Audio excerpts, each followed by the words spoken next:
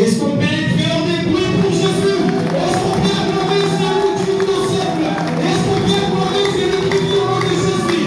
Est-ce qu'on peut se lever pour le accomplissement, l'accomplissement de la bénédiction? Vous êtes dans la saillie, vous êtes dans vous êtes Amen. Bwana Yesu asifiwe. Bila kupoteza muda, kwa majina wananitaka Frère John Magiro, na niko kijana sijaoa, na niko kijana wa Pakuite Msepa Betele, tunasema asante sana. Kwa hiyo bila kupoteza wakati, kumenipa niangalia afishi mtandao fasi yote, tuko na mada jioni ya leo. Tena hivi inasema amini. Rudilia kidogo, sema tu amini. Bwana Yesu asifiwe sana. Amini ndio kusema pa usiku wa manane.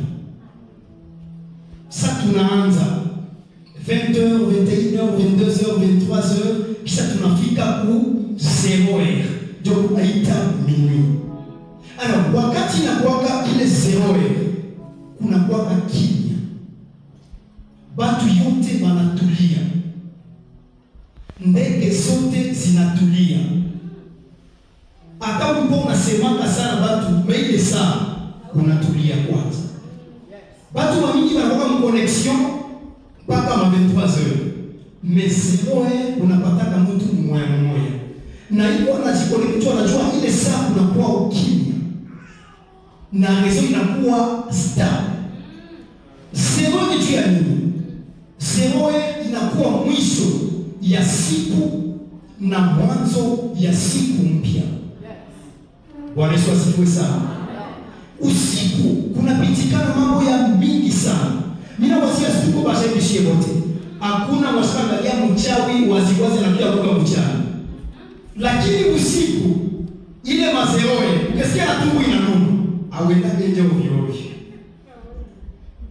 Unabiaka papa unisindikize ama mama unisindikize, juu ile saa kila kitu inakuwa kimya. Na tulipenda tuzungumzie kidogo tu ya 0h. Ile minuit iko na maana gani? Bila kutafungua Biblia zetu, tutasoma katika kitabu cha Waamuzi. Tutasoma katika kitabu cha Waamuzi 16:3. Mimi natasoma en français na ndio kusoma pia en Kiswahili. Nous lisons dans le livre de Juge, chapitre 16, verset 3, au nom de Jésus-Christ. Samson demeura couché jusqu'à minuit. Vers minuit, il se leva. Il saisit le battant de la porte de la ville et les deux poteaux, les arracha avec la barre, le mit sur ses épaules et les porta sur le sommet de la montagne qui est en face d'Hébron. Amen. Amen.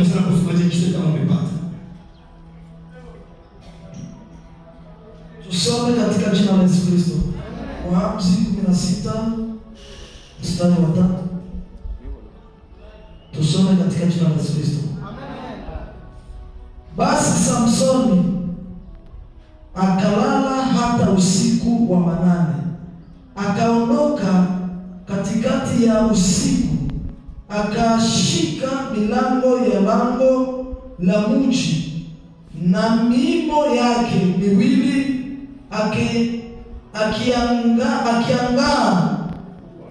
akiongoa pamoja na komeo lake, akajitwika mabegani, akavichukua hata kilele cha mlima ule unao kabili Hebron. Bwana Yesu asifiwe. Tunasoma habari za Samsoni. Samsoni ilifika wakati anatembea akafika mlima wanaita Gaza. Wakati anafika pale Gaza, akiingia kwa mwanamke fulani chukua lale pale, kesho asubuhi aendelee njia zingine. Lakini watu ya Gaza Samson ilikuwa baba mume na baada kumbe anaanza leo bakiambia watu Gaza Samson iko humu mji na anajificha kwa mwanamke fulani. Wakisema njoo vile, kumbe kesho asubuhi tutamuua. Biblia inasema bakazunguka ile mji yote jua sikuwe nafasi ya kutokelea. Miji ya wakati ya zamani walikuwa wanajengana sana pango ya nyumba. Banazungusha ile mji yote kisha banaacha mlango mmoja ya kabambi. Anaona pasha kuwa hapa. Unapenda uende mji mwingine. Juu mlango itakuwa mbali. Walikuwa wanatengeneza kama mlango ka kidogo. Kinyi tunasema kama c'est kabon voisinage. Anakale kama mlango kidogo walikuwa wanataka sema shindano. Ndio nasikia wasomi wanasema ni vigumu kwa tajiri ya mbinguni kama vile ngamia kuingia kwenye timu ya shindano.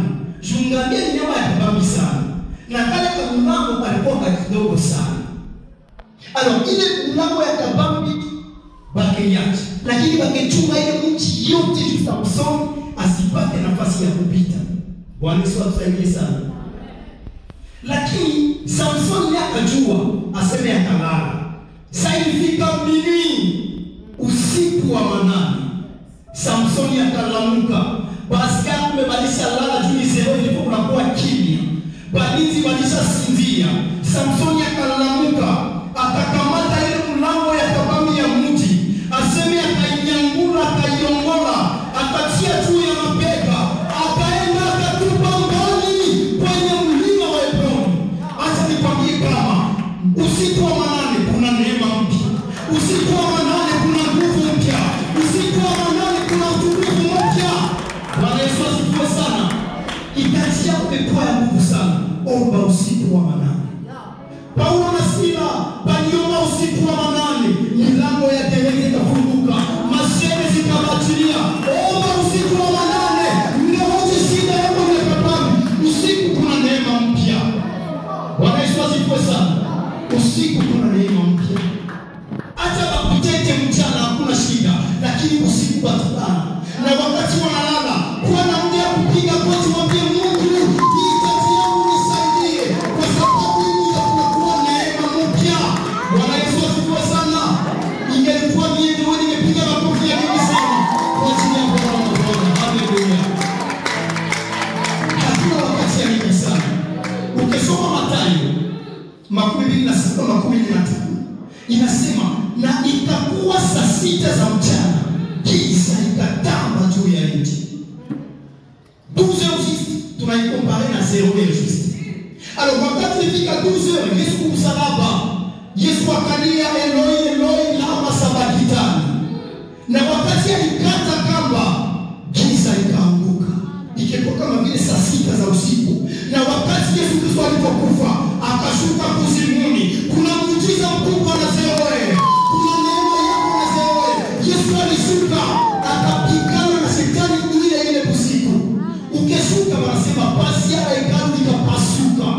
Kila mwenye alikuwa anasema huyu Yesu akasema kumbe huyu ni mwana wa Mungu. Sangapi ile giza ya usiku inamaanisha neema, inamaanisha restoration.